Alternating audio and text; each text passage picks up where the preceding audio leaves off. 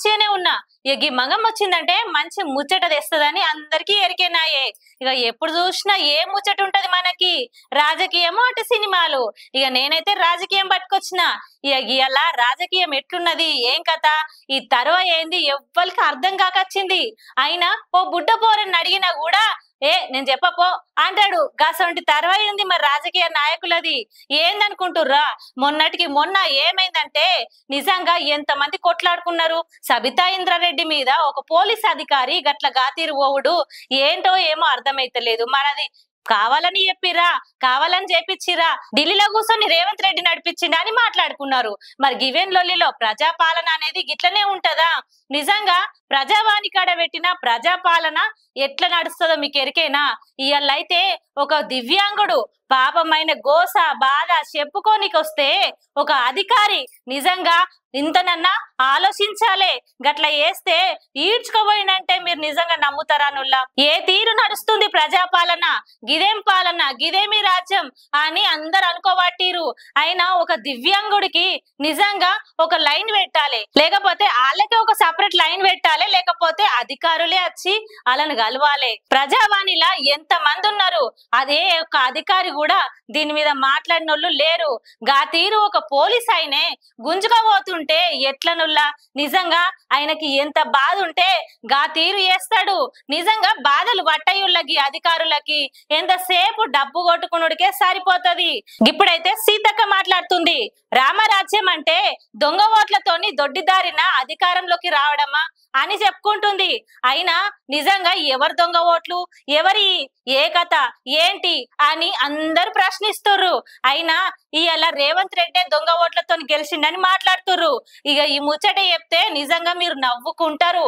అయితే మొన్నటికి మొన్న ఆడోళ్ళకి మస్తు లొల్లి పెట్టిండు, గదేనుల్లా ఫ్రీ బస్సు లొల్లి. ఇక ఫ్రీ బస్సు చేయంగా ఎంతమంది ఆడోళ్ళు శిఖలు పట్టుకొని గుద్దుకొని నిజంగా అమ్మ నా బూతులు మాట్లాడుతుర్రు. ఇక గిట్లా గీ తర్వాయి ఉంటే నిజంగా తెలంగాణలా ఏందుల్లా సంస్కృతి సాంప్రదాయం తెలంగాణ గురించి గొప్పగా చెప్తా అని రేవంత్ రెడ్డిగా మీద కూర్చున్నాయి. కానీ ఎంత దిగజారుతుందో ఇక మీకే ఏర్కుండాలే. ఎందుకంటే ఇప్పుడు మహాలక్ష్మి పథకము 2500 ఇయ్యాలని మస్తుగా మాట్లాడిరాయే. అయితే ఈ పొద్దు ఓటెన్ కోట్ అయితే 100 రోజులలో నెరవేర్స్తా అని చెప్పి ఒక్కటే నెరవేర్చిందని మాట్లాడుకుంటారు. ఇప్పుడైతే గిన్ని దినాలైనా మహాలక్ష్మి పథకం ఇయ్యేస్తలేడంట. ఇక ఈ ముచ్చట ఎందుకు చెప్తున్నా అంటే నిజామాబాద్ జిల్లాలో నిజంగా ఓ తీరు లడాయి అయితే లేదుల్లా.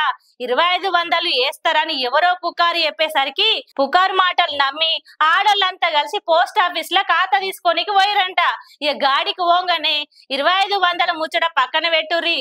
ఇక ఒకళ్ళెనక శిగలు పట్టుకొని ఇష్టం ఉన్నట్టు కొట్టుకొని లడాయికి దిగిర్రు. ఇక ఈ తీరు ఆడోళ్ళంతా ఐక్యత ఓపిక సహనం అన్నిటిసబెట్టిర్రు.